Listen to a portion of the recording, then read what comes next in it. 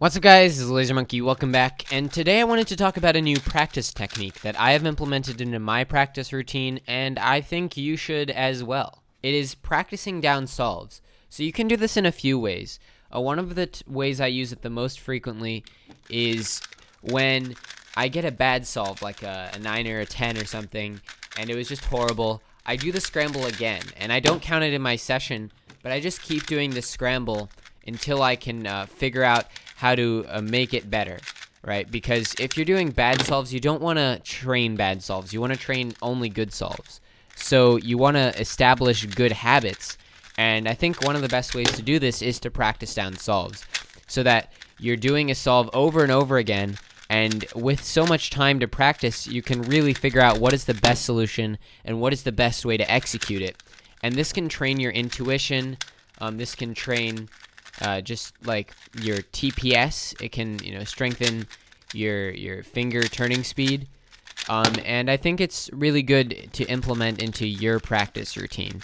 So you'll see here on the video, I am practicing down a few solves, and you're seeing from start to finish every attempt that I did, behind the camera. So not really representative of what I get normally. But you'll see here that on my first solve, I did manage to get it down to 4.95, which is right here. And some of the other solves I wasn't able to get as low. And I think it's important to make sure that you're not trying to get like 20 move solutions and practicing those down, because that's kind of pointless. I think you want to get actual scrambles. I just generated scrambles with T-Noodle, the WCA scrambler, and I just did the solves, and I only did speed solves. So I only practiced what I could find in a speed solve, so what I could recognize at that speed. And this isn't the only thing you should be doing in your practice. You definitely need to be doing a lot of other things, like slow solves, a lot of stuff I've talked about before on the channel.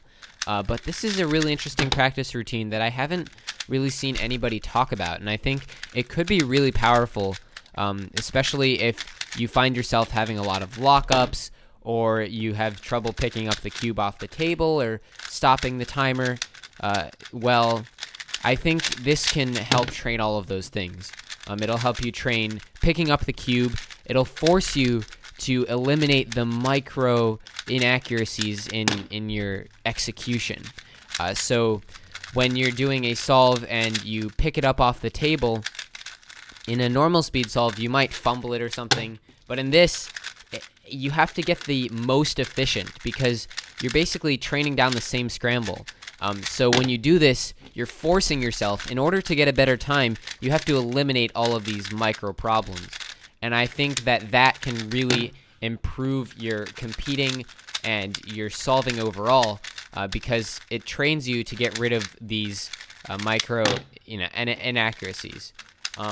And in this video I'm showing you now, I didn't really do that well. I only gave myself like 9 minutes on each scramble, and I was doing it behind a camera, so it wasn't quite good as it normally is. But I think definitely you should practice down solves because it'll help you a lot with your execution. So that is about all I have to say.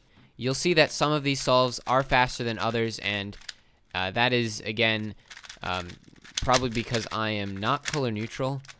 So if you are color neutral, you should probably be able to get very close, or if not below, your PB single every time you do one of these. And so my goal is always a low 4, maybe a high 3 when I do these. I know when I practice down like the solves that I actually get a 4 on the first try, I can typically get like low 3, even like 2.6 or so.